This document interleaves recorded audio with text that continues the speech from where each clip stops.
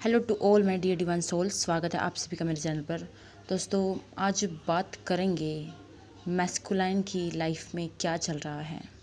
और आपने कैप्शन भी देख लिया होगा किस टाइप की एनर्जी की आज बात होने वाली है।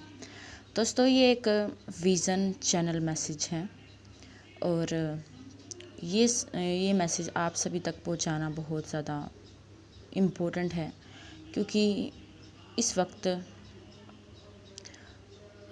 जो डिवाइन फेमिनाइन हील हो चुकी हैं, काफ़ी ऊपर पहुंच चुकी हैं, यानी अपने हीलिंग प्रोसेस में ऊपर पहुंच चुकी है, अपने चक्रों को बैलेंस कर करके जो बैलेंस की कंडीशन में आ चुकी है।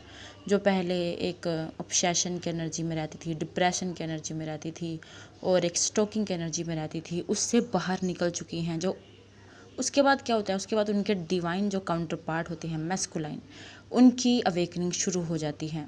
और दोस्तों, अब वही चल रहा है। जो डिवाइन मैस्कुलाइन है, उनकी लाइफ में इतनी उथल पुथल मचाई हुई है यूनिवर्स ने, ईश्वर की शक्तियों ने, फरिश्तों ने और उनके कर्मा ने।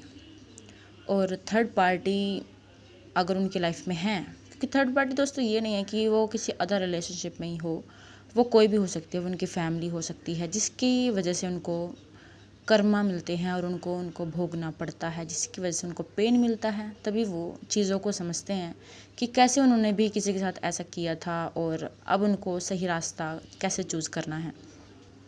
दोस्तों, ये ड्रीम मैसेज ऐसा था, कुछ एक मैस्कुलाइन की एनर्जी में एक लड़का दिखता है और वो बहुत एक, जैसे एक इंसान बहुत ज़्यादा असहाय होता है, बहुत ज़्यादा क्रिटिकल कंडीशन में होता है, बहुत ही एक पेन फुलनेस की सिचुएशन में होता है। एक ऐसा लड़का आता है हीलिंग के लिए।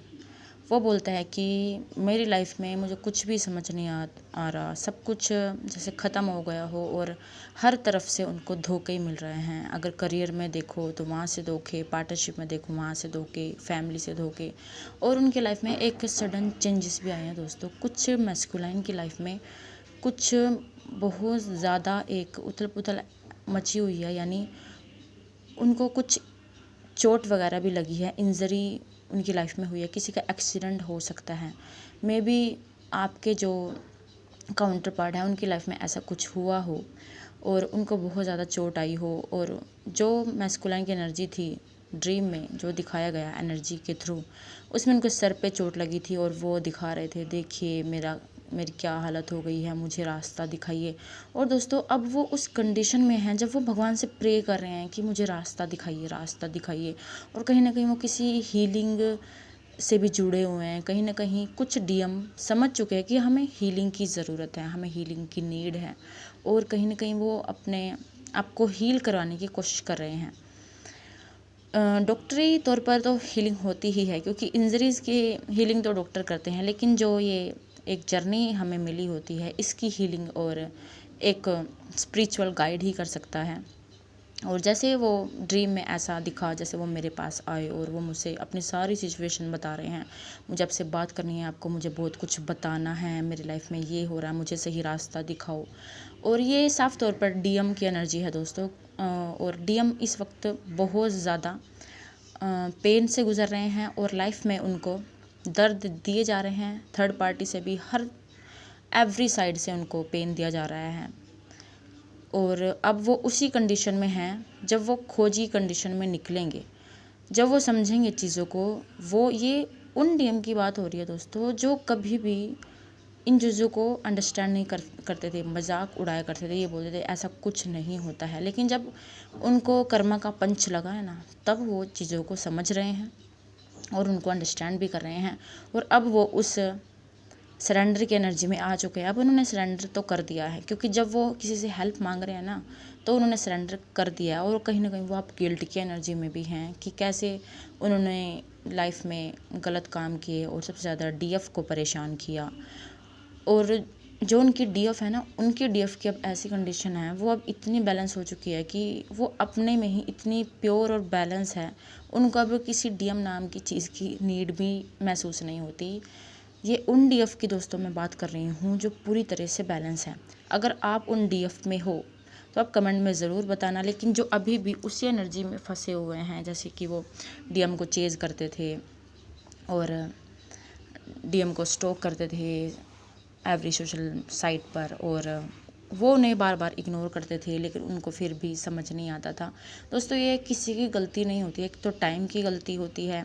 टाइम और चीज़ों को समझने में टाइम लग जाता है, एक्सपीरियंस करने में टाइम लग जाता है वो, और जो हमारे अंदर कर्मों की लेयर चढ़ी हुई होती है, जो पास्ट के कर्मा, क्योंकि जिस इंसान की वजह से हमें कर्मा भुगतना है, वो भुगतान उसका करना ही करना है। जब तक वो ख़त्म नहीं होगा ना, तब तक हमें कुछ भी समझ नहीं आएगा।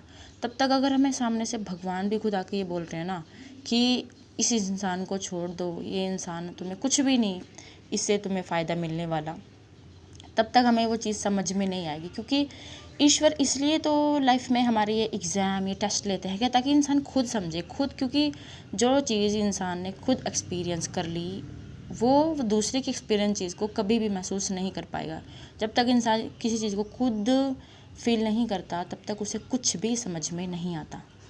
और ये जर्नी मिली ही इसलिए है कि आप इन चीज़ों की वजह से, इस पेन से गुज़र के, इन एग्ज़ाम में पास होके, बेशक ये बहुत टफ़ एग्ज़ाम है, अब अपनी लाइफ को समझो कि आप एक्चुअली में इस दुनिया में करने क्या आए हो, आपके कर्मा क्या हैं, और आपके अंदर कितनी ऐसी क्वालिटीज़ भरी पड़ी है जो इन चीज़ों की वजह से दबी पड़ी हुई थी, दब गई थी। और दोस्तों, ये बात सच है बिल्कुल। जितनी जल्दी आप चीज़ों को समझोगे, आपके कर्मा क्लियर उतनी जल्दी होंगे। और अगर आपको नेक्स्ट जन्म लेना भी पड़े, तो उस जन्म में आपको हर वो चीज़ आसानी से मिलेगी जिस चीज़ के लिए आपने इस लाइफ में स्ट्रगल की है। ओके। और अब बात करते हैं फेमिनाइन की एनर्जी में क्या चल रहा है। फेमिनाइन बैलेंस की कंडीशन में है, लेकिन समटाइम्स फेमिनाइन कई बार वीक हो जाती हैं, बहुत ज़्यादा वीक। कहीं ना कहीं वो उनके काउंटर जो पार्ट है, उनकी एनर्जी को मिरर करती है। लेकिन दोस्तों, अब वो इतनी बैलेंस हैं, इतनी बैलेंस है कि अब उनको डीएम को स्टॉक करने की भी नीड महसूस नहीं होती है। हाँ, वो उनको फील कर लेती हैं, क्योंकि वो उनका एक कनेक्शन ही कुछ ऐसा है। लेकिन दोस्तों, दूसरी एक कैटेगरी की जो फेमिनाइन है, अभी भी वो बहुत ज़्यादा उसी स्टॉकिंग की एनर्जी में है, चेजिंग की एनर्जी में है, और बहुत ज़्यादा ऑब्सेशन की एनर्जी में है। उनको रास्ते मिल रहे हैं, धीरे धीरे वो चीज़ों को अंडरस्टैंड कर रही हैं। उनके लिए उनको टाइम लगेगा। जो भी इस एनर्जी में है डीएफ, आप बस, मैं आपसे बार बार यही कहना चाहूँगी, और कि आप अपने ऊपर काम करते रहिए, फ़्लो के साथ बहते रहिए। और उन सबको एंजल नंबर भी बहुत ज़्यादा दिख रहे होंगे, फैदर्स दिखते होंगे उनको बीच बीच में, जब भी वो परेशान होती होंगी।